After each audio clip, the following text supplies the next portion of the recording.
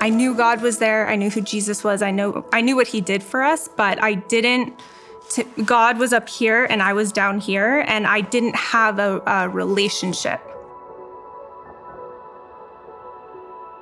So I'm learning about everything for the first time, because everything that I had learned as a kid, like it was real, but it like never resonated with me. So I'm like a new Christian.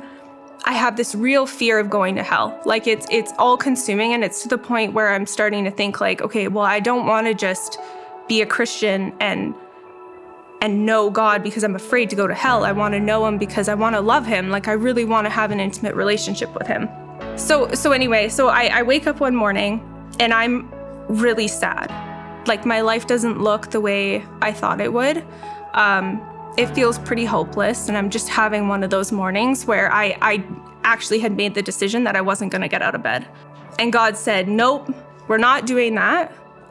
We're gonna go for a run. So let's go. We're gonna go for a run. That may not seem like a big deal. I am not a runner. Anybody who knows me knows that I am a terrible runner. So I'm thinking like, how is this going to help me? This is gonna put me in a way worse mood.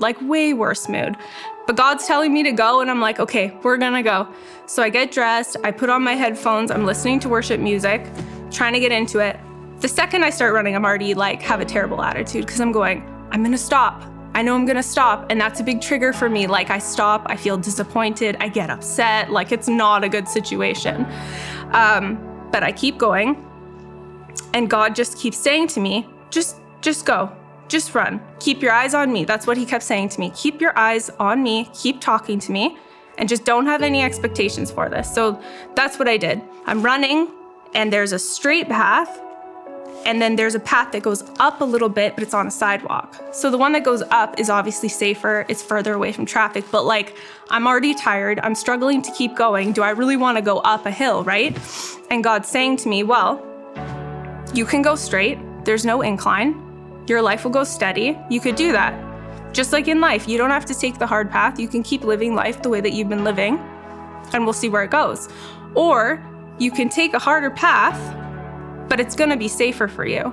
So if you follow me and you put your faith in me, as hard as that is, I will keep you safe. And it was just like things like that my whole run. I couldn't look at anything without thinking about things like this.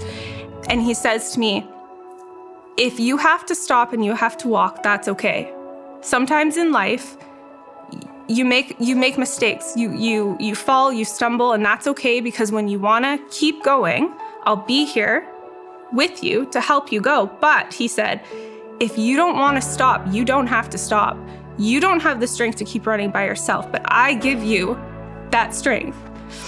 And I ran to my destination, I ran back, and I ran 7 kilometers, which is like, I had gone for 50 minutes without stopping. It was like the craziest thing ever. And I had read this verse so many times.